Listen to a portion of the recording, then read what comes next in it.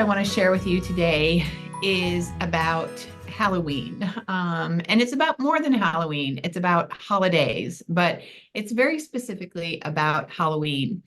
And in my experience as a mom raising two neurodiverse kids, Halloween has always been the start of hell at our house, if you will.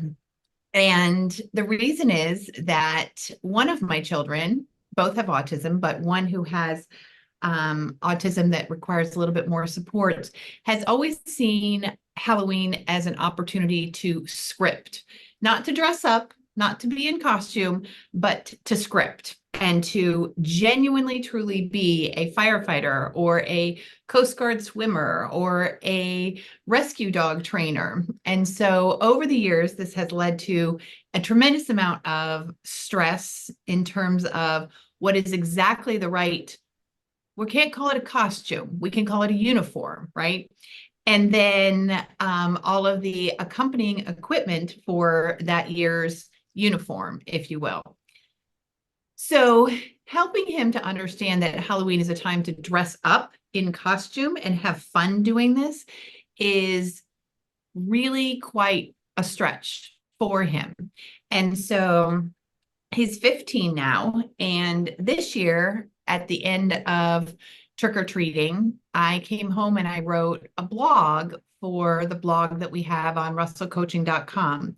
And I just really talked about how I hate Halloween. I hate Halloween, and how Halloween to me is the beginning of the holidays, all of which are dysregulating and anxiety provoking, and how much work it is to try to help your neurodiverse children stay regulated and understand, especially when they're younger, what's going on, but even sometimes when they are teenagers or adolescents, and how very difficult it is to find people who truly get how dysregulating and exhausting the holidays are, and the sense of shame that goes along with that. And I wrote a very long blog from my heart about, I don't want to hate Halloween.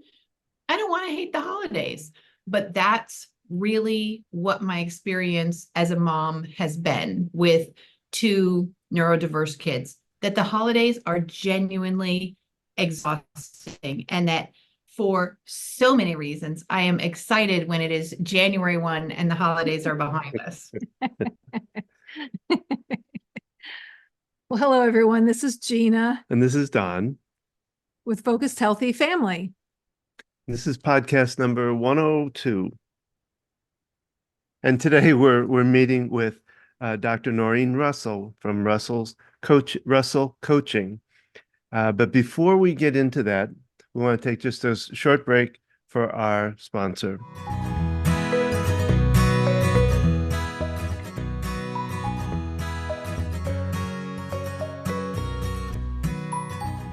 Our sponsor is Q Sciences. I've been a representative for Q Sciences for over a year. I found this company through a friend and did some research and reading about these products. And I really liked what I found when I learned about them. The research and time that they've put into the quality of these products to be better absorbed into the body. Things like the vitamin D spray. Our youngest was on a capsule vitamin D, and yet vitamin D levels remained the same with follow-up checkups. And with the spray, it increased. Pretty strong. Almost double. Yeah. And I mean, we're talking her levels were maybe 20, and I want to say they went up to 47 or something around that range. And the sleep spray is another great one. It's got melatonin, 5-HTP, and I believe another herbal supplement in there. And because it's a spray, you spray it on your tongue, it gets absorbed more quickly into your body to be more effective to help you in the moment. We're using the B12 spray. We've used the vitamin C spray. They have a Q Max product, which is a multivitamin. And they also have the CBD, different, a variety of different, It's full spectrum full hemp spectrum, yes. oils. They even have a THC free version. It comes in different flavors. There is a mushroom Oh, yeah. armor. It's called Q Armor. It's a powder, and I get the chai flavor. Put it in my chai tea for a double chai drink. So instead of, as they say, flushing your supplements down, well, the toilet or the drain, you want to get something like this that's fully absorbed. It's like flushing money down the toilet too, if you're not using a supplement that absorbs well and does well for your body. So that's what Q Science is really about. It's a good, well absorbed, high nutrient product. They have multiple products. They have child specific products. They now also have some facial cream products. I've been using a night cream to minimize the effects of sunlight and stress and aging on my skin. And they have a hemp lotion. That's also a wonderful product that we've tried. So check us out, learn more. You can find the link at our website, www.focusedhealthyfamily.com. You can also go to focusedhealthyfamily.com/Q Sciences, the letter Q and Sciences with an S at the end. with the S at the end. Yes.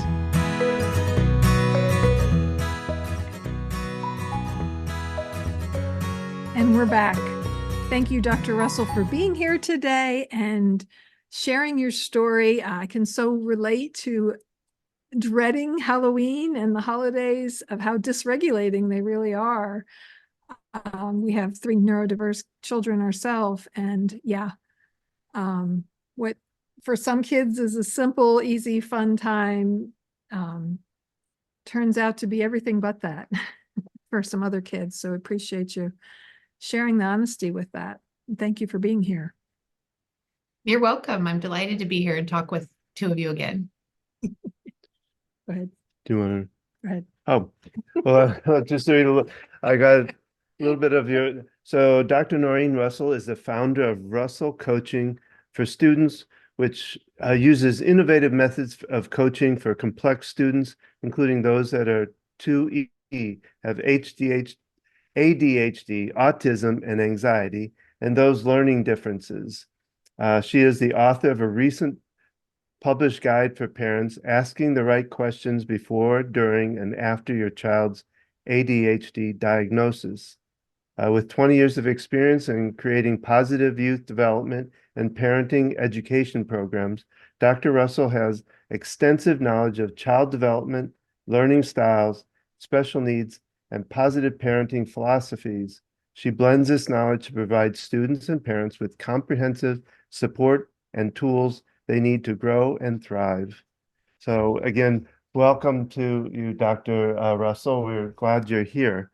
I'm happy to be. There's so much to talk about with these topics of kids who are neurodiverse. I think there is so much that even in an age where we think there is so much more media coverage and so much more scientific information, every day I talk with parents who don't know what they need to know about certainly the 3 diagnoses that we deal with most frequently: ADHD, autism, and anxiety. And I'm glad for podcasts like yours who are reaching parents, because I just think there is so very much that parents don't know that they should know about ADHD, autism, and anxiety.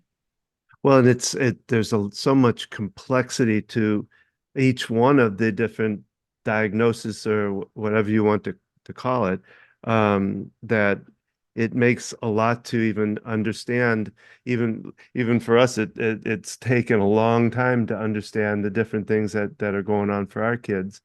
And I still think we got a lot to learn, you know. And that's even with a background in occupational therapy and having some knowledge and education in that area. It's still obviously different when it's your child, and recognizing what their needs are and making sure they're getting the support that they need, and understanding and the power of understanding the diagnoses just to know how to get the support. Well, and Yeah, I think a great place, if you will, to start our conversation, is the power of a diagnosis, right? It's funny how in mental health or in neurodevelopmental disorders, many people still shy away from the process of evaluation. And I really wish that we could, as a culture, move a lot closer to the type of diagnostic process we use if we're not sure if a child has a hearing problem, or we're not sure if they have a broken bone, right? If we're not sure, get an evaluation. Getting an evaluation isn't going to create a mood disorder or ADHD, right? And so I think that's one of the things that I really hope will be pushed in terms of public service and policy over the next 10 years. Is it's so very important. If you're not sure, if you have concerns, get a diagnosis. If the answer is, you know what, we don't see evidence of a mood disorder or autism, then okay. But if you're not sure, or if there are some signs, go get an evaluation, figure out what is going on. And I can speak to that as our older daughter, when she showed signs of OCD, I didn't want to label her, and was doing everything to get the help she needed. But it took me a while to realize that we needed that so that she could label it and see this was not, really her. There was something happening in her brain that wasn't operating correctly. And so I realized after the fact, the power of having that and then getting the right type of therapy when you're diagnosed with obsessive compulsive disorder, and how important that is. well, and then also what makes it, like, again, adding the complexity of it is you also have to find the right person who understands this to be able to evaluate, like, especially with OCD, you really have to have a therapist that understands OCD To treat it. to treat it. Yeah. Well, I think even to You can do it analyze it, it's a little difficult, can be difficult. So that brings, like I say, more complexity to it. Yeah, knowing where to go. I mean, the treatment piece is the first part, right? Is having a clinician who is skilled to do that. Now, theoretically, a psychologist or a psychiatrist should be able to do that. Sometimes the signs aren't always clear, right? And so we don't see it, or there are other things going on that can kind of mask what might be going on. And so sometimes the process of discovering a diagnosis happens over a period of a year or 2 years or several years, because there might be more than one thing going on.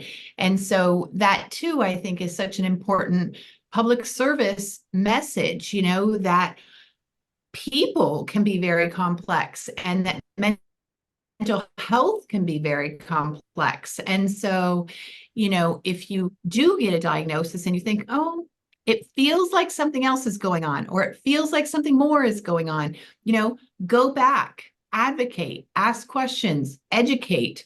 I think for me, because I don't work on the diagnostic side, I work on the intervention side of things. To me, it's so important that we at Russell Coaching understand what is the diagnosis, what is the cognitive profile of this child, what is the social and emotional makeup of this child, so that we can get as fast a start as possible with coaching. And so, I'm hoping that our whole world is kind of going to grow out of that idea of, oh, we're labeling the child. No, we're getting an accurate, scientific, evidence-based best practices diagnosis, which should lead to treatment, right? And so that's, I think, a very important message for the next 10 years. I agree. And I love the example you give of, determining if they have a broken bone. I don't want to label my child, broken leg. I mean, well, yes, you'd want to do that. It sounds silly when you put it in those terms.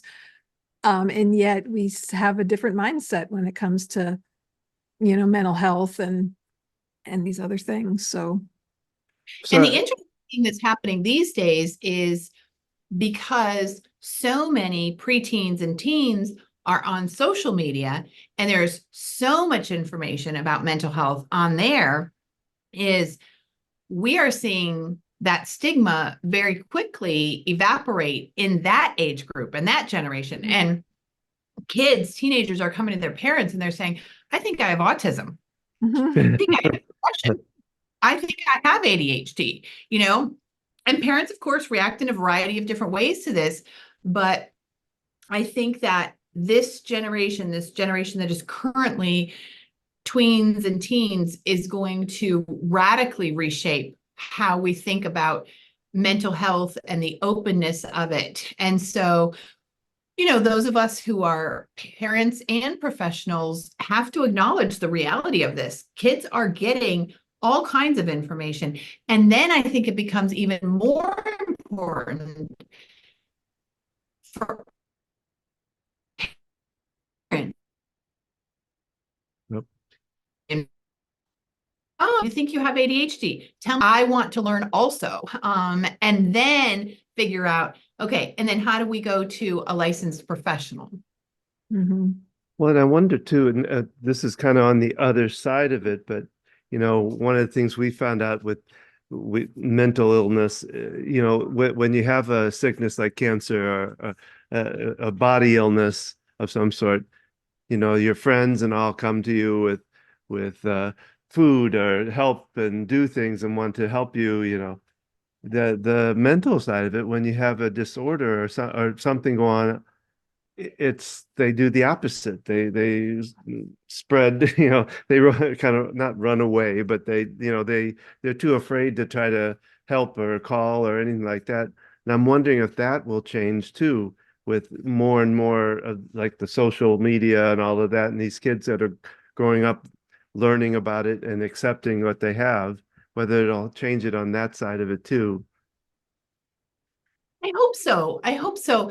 And I hope that more support will become available. One of the very clear research findings for families who have a child or more than one child with ADHD is that the level of stress is exorbitant. Raising a child with ADHD is incredibly stressful. And, from the time that child is small and in preschool or elementary school, the parents are feeling the difference between their child and other children. And then as it grows older, depending on what kind of symptoms emerge, you can feel even more isolated. I think there are some wonderful places that are starting to emerge that are virtual groups and virtual support groups. And there are some places that have, grassroots in-person places. But honestly, I think that too is something that we are going to need real leadership from mental health professional associations and from, the American Academy for Pediatrics. How do we provide parents with support for raising kids who are neurodiverse? Going into the pediatrician and hearing, make sure you take care of yourself too, is not enough. It's just not enough. But how do we solve this on a more systemic level, right? I mean, as a middle-aged person, I go to the doctor. Nobody even asks me, how is parenting going? And I'm still actively parenting 2 teenagers. Shouldn't that possibly be part of your regular annual check-in with your internist or whoever you see as a doctor? There are ways that we need to address this from a systemic point of view, whether it's in the medical community, whether it's in, the medical health community, whether it's in the church and spiritual community. But the way that we're doing it now, where everybody individually is having to find support for what they need, that's not working. Yeah, it got me thinking about, I see a psychiatrist, and when I have an appointment with her, I fill out anxiety and a depression screening, but now they've added a screening as far as financial situation. You know, do I feel like I'm not going to have enough food for my family, and those kinds of questions, as well as abuse questionnaire. But it's like, yeah, we need to add on there, you struggle with, you know, parenting or with, you know, behaviors of your children. Like that needs to be a whole nother component, because it Yep, it absolutely does. And we don't have that incorporated into our culture yet. no. That parents who are raising kids with a neurodevelopmental diagnosis, or that have, you know, some diagnosis that fits under the category of neurodiversity, we don't have that in our heads as a culture, that those parents need specific kinds of support and specific kinds of education, and that we as a culture have an obligation to try to work toward that. You know, I mean, it doesn't help when the person I know who is raising kids most similar to me is across the country in California, and we don't have time to talk to each other because we're busy raising our kids, right? You know, so what can we do there? And I really think it has to start in the medical community. I really do. You know, there needs to be a complete revamping of how do we check in with middle-aged people who are parenting, and in particular, parenting neurodiverse kids. It's stressful. The literature is clear. It's very stressful, and it's very expensive, which creates additional stress. You know, the average kid with ADHD, on average, the costs are $60,000 a year. Wow. Well, you know, and what's one of the things that's evolved with us since I think the last time we've talked is that we also are moving some to the what's called the sandwich generation. It's the parents that are sandwiched between raising their kids and taking care of their elderly parents. We're getting a more and more, that's a growing generation because of, you know, people waiting later to have kids, waiting later to get married. People living longer. Like I'm right now, I have my parents in their 80s, and my father's dealing with Parkinson's and dementia. And I still have a 15-year-old at home, and even our 20-year-olds we support in other ways. So yeah, it adds a whole nother level. And like you said, where is that support coming from? You know, people think, oh, you're in your 50s now, you're good. You're Yeah, yeah. no one's asking you. You're laying back, relaxing, you know, going to the beach. You know, no. Those questions, and you know, talking about the cost of ADHD care, mental health care, to get really good quality stuff, it's usually private pay. We looked into a program for one of our kids, and Oh yeah, that well, it was down in Florida too. You're talking like $25,000 for an initial fee, and it's like you're really eliminating so many people that need that help in those programs. I mean, all total, if because we would have had to move down there for 3 months, you know, somehow. I think I calculated somewhere between $60,000 to $70,000 it would have cost us, and that's just if everything went well. You know, if progressed through it and made it through it. So it was just almost impossible, and insurance didn't even come close to it. Didn't even try.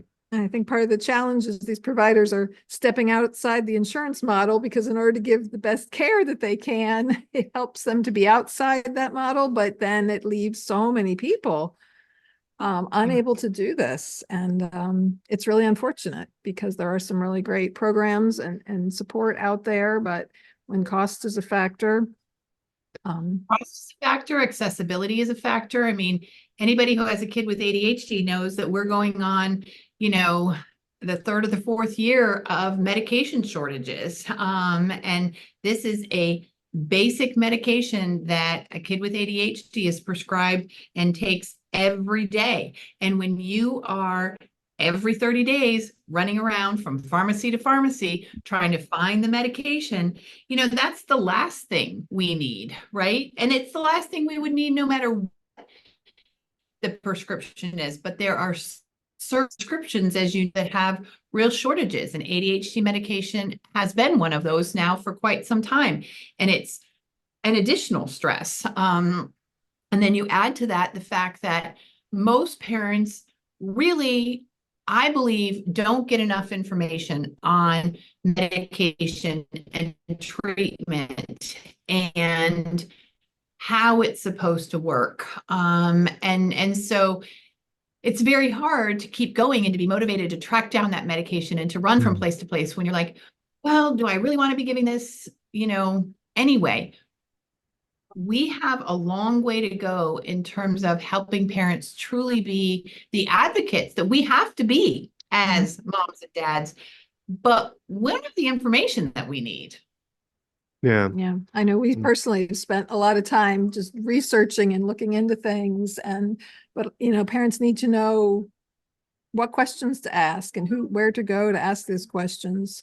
You're right, because the doctor will prescribe a medicine, but not necessarily give a whole lot of information about it to make that decision. And well, before we go too much further, let's talk about what your coaching business is and how it works and how it operates and maybe how it addresses some of what we've been talking about. I want to make sure our audience knows more about what you do too. Thanks. I appreciate that. Yeah, we really feel like we have found our niche. What we love to do and what we're so good at is providing parents who have kids with ADHD, autism, anxiety, learning differences, providing those parents with emotional support, yes, but also helping them to craft a roadmap, right? What is your plan of action going to be? What do you need to do now if you have a kid who has ADHD and dyslexia? What do you need to be looking out for during this school year? What might we needing to think about for next summer? And we do this in a way that is, I think, just characterized by so much warmth and love and understanding, because it is hard to be the parent of a kid with learning differences or ADHD. It is hard to have a kid who is falling behind in school. It's hard to have a kid who is refusing to go to school because they don't feel well at school. They feel anxious, feel dissociated. So that's one part of what we do is we offer parents support and guidance and help them to craft a roadmap for their child, right? Because each and every one of these children is specific and individual. If you've met one kid with autism, you've met one kid with autism. One of the things that we know about complex kids who have more than one developmental disorder is they need individualized plans. They do. And then the other half of what we do is work directly with students, which we do all the way from grade 1 through college. And we focus on helping those students build skills in 3 areas. The first is executive functioning skills. And I bet most of your audience knows what those are, but planning, organizing, prioritizing, impulse control, thinking about your thinking, just all of the daily life skills that we need that we have come to call executive functioning skills, planning, prioritizing, organizing. The second area that we work on is learning and study skills. So we know that a lot of kids who are wired differently don't automatically pick up, oh, how should I be learning how to do this, right? It doesn't make any sense to me. I have a list of 20 spelling words in 3rd grade. How am I supposed to learn those things? To some kids, that comes intuitively. I read them. I write my sentences. I read them again. I study them. I figure out which ones I know, which ones I don't know. I say them in my mind. I spell them in my mind. But the thing is, as we know, study habits and study skills do not come naturally to every child. And then thinking about how am I approaching this and how do I do it better, right? That's a tricky part. So that's our second area of focus is learning and study strategies. And then the third complementary area is social and emotional skills, including coping skills. So while coaching is not therapy, coaching can be very therapeutic. To be heard, to be listened to collaborate with a coach who cares about you and figure out, okay, how am I feeling about this? What is it that stresses me out when I'm at school? And how can I cope with that? So those are the three areas we work in: executive functioning, learning and study skills, and social and emotional skills. And we see about 150 students a week, all of which are atypical in some way. They could be twice exceptional, they could be on the autism spectrum, they could have ADHD, but they're all atypical in some way. And our method, connected coaching, is what we've been using for the last 15 years. And we absolutely love our work and helping students and families push those what seem like sometimes insurmountable roadblocks out of the way and really start to reach their potential. Well, it sounds like you kind of blend therapy, tutoring, counseling, all into one practice. Would you say that is true? Well, I want to make sure we stay in our lane, right? Okay. But yes, I would say there are certainly aspects of, active listening, of affirmation, of hearing the student, of, working collaboratively, of, the tutoring piece in the sense of what is it that we need to get done for you to feel good about school and for you to feel competent and capable. I think that's when you get down to it, what parents say about our method and the coaching we provide is that it decreases family conflict, it increases their students' self-confidence, and it increases grades. And so, yeah, coaching is, such a new field, and I'll be the first person to sound the warning. Coaching is unlicensed. Be sure as you go to look for a coach that you look for someone who has rock solid credentials. But I'm proud of what we've built at Russell Coaching and our model, which is science-based and evidence-based, and that we have been using for quite some time, that's grounded in positive youth development principles. It's grounded in human development. It's grounded in the neurodevelopmental disorders that we work with. So yeah, I think we're in the fortunate position of being able to make a difference in many ways. I just fascinated learning about it. And just, we talked several years back about this and just want to clarify to the audience, kind of the difference between therapy versus finding a coach. Mm-hmm. So how would you define that?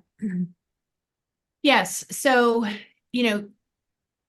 in broad brushstrokes, right? Therapy is designed to help people develop better mental health, right?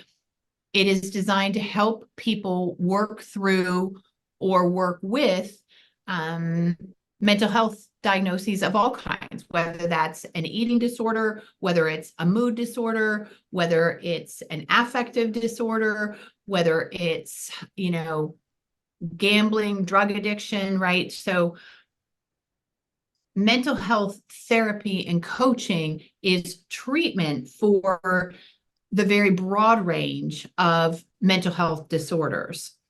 Coaching is really skill building for people who are maybe developmentally behind in developing certain skills because of how their brain is wired. Coaching in no way is designed to cure any kind of developmental disorder or to cure anxiety or autism, but it's designed to give someone a framework in which they can self-reflect, they can build goals, and they can develop skills. So, when it comes to ADHD, for example, we're not going to cure ADHD. It's not curable, but we can be part of the solution in the sense of it is possible to learn strategies for how do you set goals? How do you manage time? How do you prioritize what needs to get done? So therapy is very broad. There are different types of therapy for lots and lots of different kinds of mental health problems. And ultimately at the root of that is, looking to treat the mental illness. Coaching is about building skills and providing support. Yeah, and it sounds like, how to live with it, have a life with it first, and how to manage it. So do you have something I just want to reiterate what you're saying. I mean, those skills are so important, and just learning coping strategies and how to deal with difficult situations, because that's going to carry over for a kid into their life as they, get older and participate in different activities and then a job. These are essential skills that, I guess, like you said, come naturally to some kids, but often they don't. And it's not built into the system for them to have that opportunity to learn, how to study, how to take notes, how to prepare for a test, and those kinds of things. Yeah, I was neurotypical and I didn't have those skills. So maybe let's talk about your book, because since we talked years ago, you've written a book, and so first, I guess, is what was your thought behind wanting to write a book? So one of the realizations that I've had over the years is that parents who have a child with ADHD are in a much different role and position than kids who, for example, develop cancer or break a leg, right? Let's take the example of the broken leg. Your kid is out on the recess field or the sports field or the boat or, whatever it might be, and there's an injury and, the leg hurts. Child goes to the hospital. Hospital professionals, medical professionals decide, oh, do we need to get an x-ray, right? Then other medical professionals read the x-ray, right? They make a determination of, is there a broken bone, right? Then another medical professional makes a decision of, how do we treat that broken bone if it exists? And then they do the follow-up, and then they may release you to another medical professional like an OT or a PT for continued follow-up care, right? At no point during the process of the broken bone scenario are you going, who do I see now? Like, okay, they took the x-ray, but what do I do now? Like, we have a broken bone. Who do I see? At no point are you ever having to ask yourself that as a parent, right? But when you have a kid with ADHD, because there are many different fields that can diagnose ADHD, and then there are many different fields that offer different types of treatment, right? So the American Academy of Pediatrics says medication is first-line treatment, second is parent education, and third is a school plan. Those are three different disciplines right in there, right? And so what is so difficult about ADHD is that as parents, we're the ones driving the bus. I don't know about you, but they barely handed me the parenting manual at the hospital, and they certainly did not hand me the ADHD addendum, right? And so parents would come in, for an intake for coaching, and they would say, no one ever told us that information. No one ever told us to ask the doctor, what's the treatment plan? No one ever told us to ask, what is the most important part of treatment? No one ever said, these are the questions you can take to school. And so I found myself doing so much education with parents and the same stuff over and over again. What questions do you ask before you schedule an evaluation, right? What questions come before the diagnosis? Should I get a diagnosis? Should I get an evaluation? Who can do an evaluation? Even that is complicated in ADHD, right? Then questions to ask during the evaluation. Are you evaluating my child just for ADHD? What else are you looking at? What's the prognosis if he has ADHD, right? What are the questions that you should be asking? Because for some reason, the information just doesn't come to us, right? And then after the diagnosis, what should you be asking? What should you be asking school? What should you be asking a therapist? What should you be asking anyone who's doing the treatment, whether that's an ARNP or a psychiatrist or the pediatrician, right?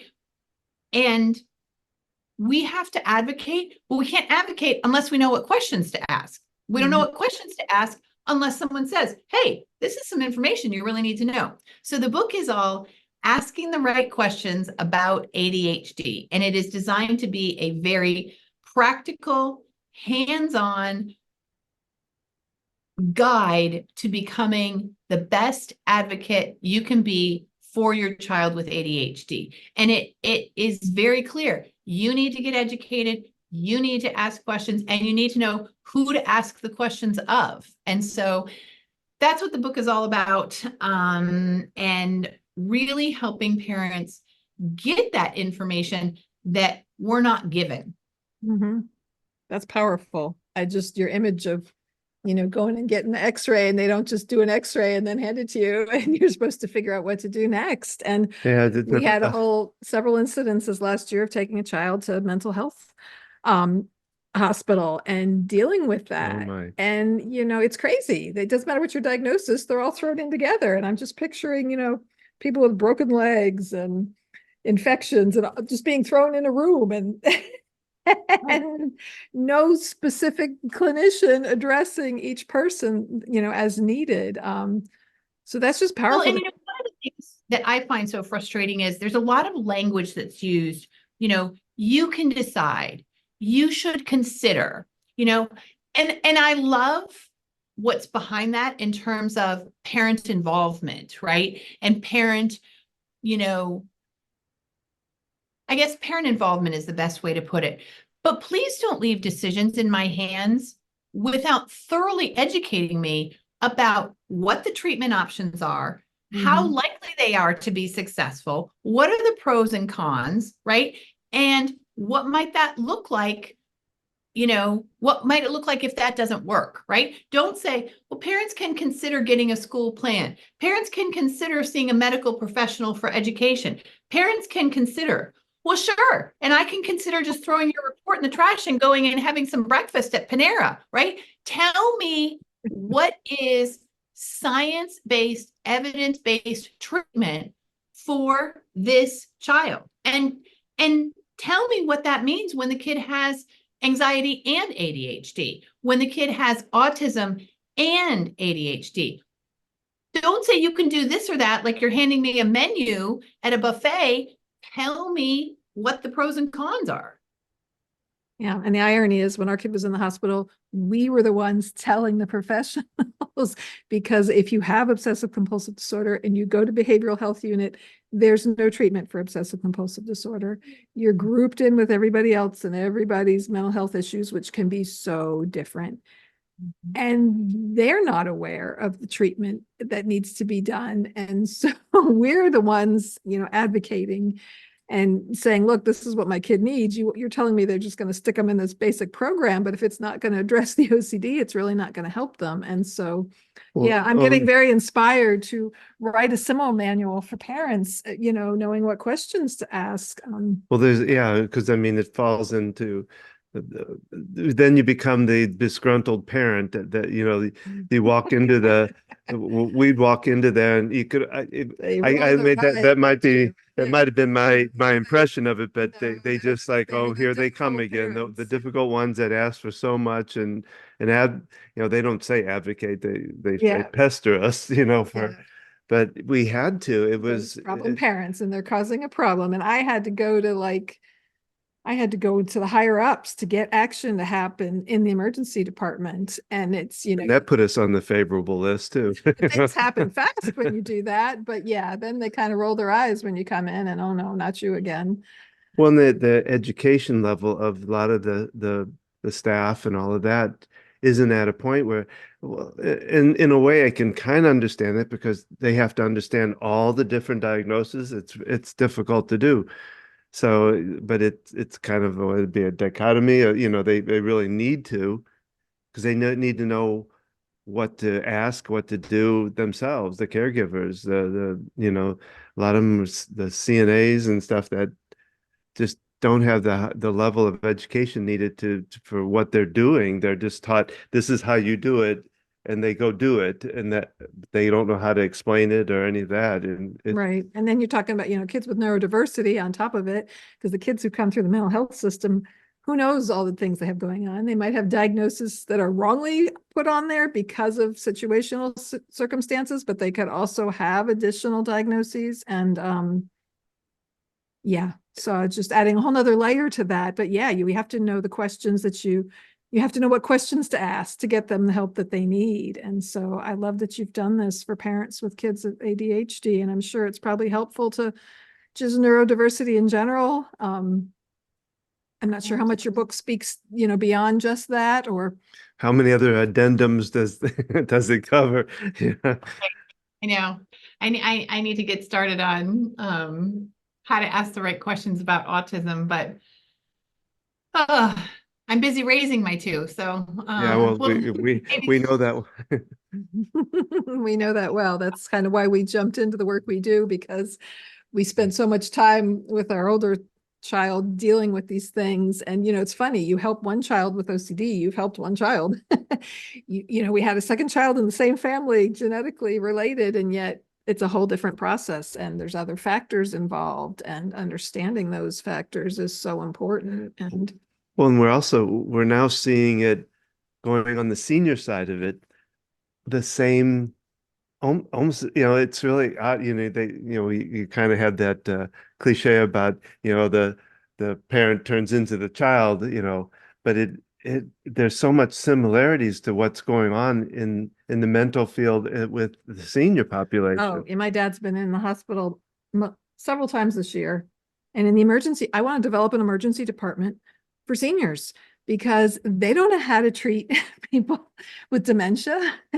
They're not doing a good job. They're not making a good environment for them. And it's really frustrating to watch that go down. And they're there to deal with trauma, and especially when you go to a busier hospital and they're dealing with big traumas coming in.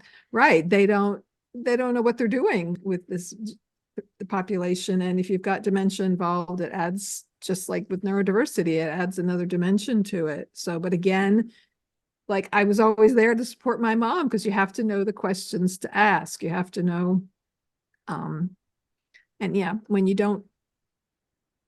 we would probably all agree that there is lots of room for innovation in healthcare of all kinds. So it's nice to spend time talking with people who see that, and I think we really need to work cohesively in this country to set some priorities, and then create working plans within our disciplines and across disciplines. So, and what you all are doing in terms of raising awareness is a vital part of that. So I really want to thank you for having me on today. Oh yeah. Before we wrap it up, though, do you want to let the audience know, like, the best way to find out more about you? Also, give the name of your book again, and I don't know if there's any special place they need to find that, or not on your bookshelf apparently, but Well, you know how that is. You're like, okay, here. I went and talked at a local book club, and I probably had 5 copies, and I pulled them and took them with me. So I just need to order some more from the from Amazon. Yes. So the way to reach me, and again, our area of expertise is supporting students and parents, students with anxiety, ADHD, autism, learning differences. Our website is russellcoaching.com. We're easy to find online. And if you go to russellcoaching.com, you can follow us on all the socials and LinkedIn and things like that. We're on Instagram and YouTube and LinkedIn and all the things. But for real, more in-depth information about what we do, go to Russell Coaching. Other thing I want to say about our website is that we are very committed to helping parents learn, and become empowered. And so on our website is a link to every single podcast that I've done in the last 5 years, over 50 podcasts that I have donated time to, as well as our very in-depth blog series from lots of different experts and lots of different perspectives. And so there are resources there, as well as information about the academic coaching that we provide for students in grades 1 all the way up through college. So if your kid's struggling with school, if their backpack is disorganized, if you're tired of fighting, if your child is getting C's and D's, but you know they're capable of doing better, take a look at what we do and see if it might be helpful, especially when you get to those middle and high school years where the demands for executive functioning ramp up, but sometimes the student's desire to have the parent involved ramps down. So Russell Coaching, and our phone number is 212-716-1161. Do you work virtually as well, or just locally? No, we work across the world, actually. We are the country's largest student coaching practice, and we also have students in South America, in Canada, in Great Britain, in Dubai. So, yep, we work all across the world. That's wonderful. That's wonderful. Well, I have one last question for you. Are you Okay. still doing the cupcakes at night? Oh, yes, absolutely. Yes, I am. Yes. A day does not end here without a cupcake. Okay, I just wanted to check in with you on that. That was from a previous interview Yeah. Don did through the invisible wheelchair with it. Well, we both did it. You were there. We can link to that interview as well. But and again, the name of your book? Asking the right questions about ADHD. Cool. Well, again, thank you so much for being part of this. We really enjoyed talking with you, and that really good information. Thank you so much. Thank you for having me. It's a pleasure. Hope you've enjoyed what you've heard today. You can view more at focusedhealthyfamily.com. You can see our other podcasts, sign in for our Tuesday tips that you can receive via email or podcast. Check out our upcoming programs and the work that we're doing. And share this with a friend so that they can find out about it. And remember, how you speak to your children today shapes their future and yours.